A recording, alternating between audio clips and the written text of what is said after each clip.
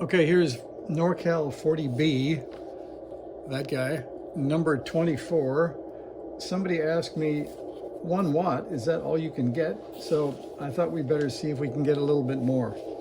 So let's see, we'll switch to the dummy load. And just remember that when you're measuring power, if you're not running into 50 ohms, the voltages you're seeing don't matter. So this is running into a 50 ohm dummy load.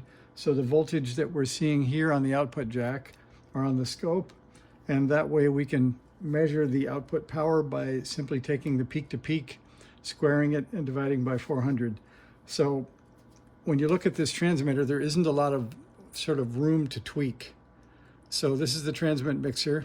That's the VFO input. That's the mixer signal, the 4.915 crystal.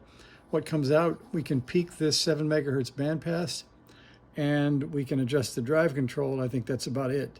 The other thing I found is that someone mentioned the output low-pass filter. I did find that spreading out the turns on L7 and L8 did bring up the output a little bit. So it's possible later I might take off one turn and see if it still has enough harmonic suppression, but lets the full 7 megahertz signal out. But I'll show you what we got. So the first thing is we will see if the key is connected. And I'm using a makeshift straight key connection here because I can't run a paddle yet. Somebody asked me also, are you going to put a keyer in? I think I will.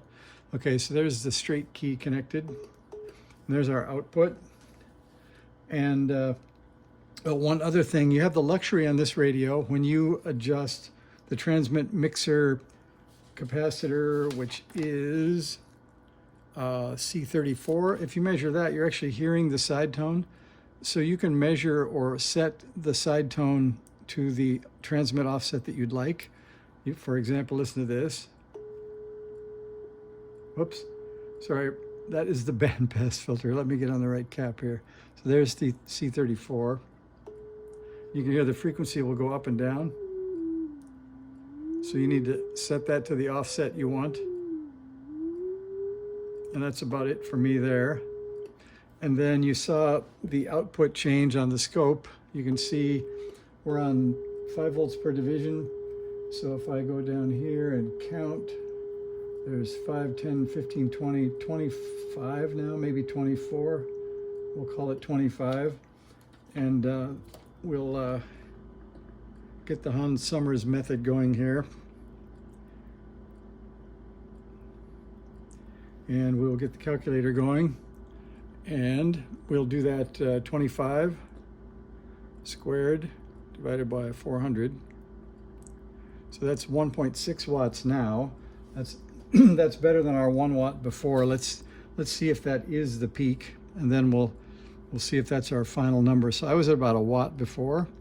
I found that my drive control was down just a bit, and the bandpass wasn't adjusted for the peak. And mine has kind of a catch or a little bit of a sticking point in the cap. So let's see. I think that's my maximum. So if I get that, the bottom of that trace. Yep, so 5, 10, 15, 20, that's still 25 there. Then we'll try the drive control to see where that goes. I think I maxed it out. Yep, so that's maxed out. And if you look at it just right, you might believe that the fat part of the trace is 25 volts peak to peak. So that's at 1.56 or 1.6 watts. So I think the next thing I may try is, like I said, maybe take a turn off one of those coils. And I guess this is a good time to mention also, somebody asked me about why I didn't populate R18. Well, my research says that R18 was a resistor they put in on the collector of the output transistor in the original NorCal 40, where we have this inductor that we wound. There used to be, I think, an 18 microhenry choke there. So this is really just an RFC.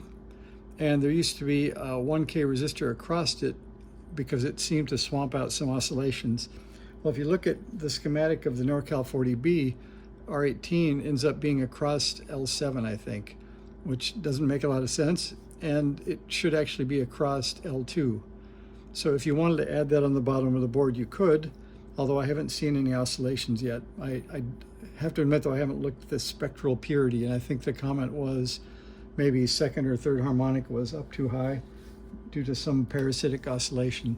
So anyway, I think, like we said, that's the 5, 10, 15, 20, 25 volts peak to peak. That gets you about 1.6 watts. And all that key down without the heatsink, it's still cool. So the transistor's nicely rated for this radio at a couple of watts. And we might look at some of the other inductors on one of the next trips and do some experiments to see if we can get the output up just a bit. But I think that's, and I guess the other would be to make sure that this bandpass circuit is peaking the way it should. This 5 picofarad is also going to limit the amount of output drive, but it also would limit the pull. So we might try a 10 picofarad there or something and see if that improves the drive a bit. But that's what we have with the stock values, and spreading out the turns on L7 and L8. We're at about 1.6 watts. So that's the output so far. So thanks for watching. See ya.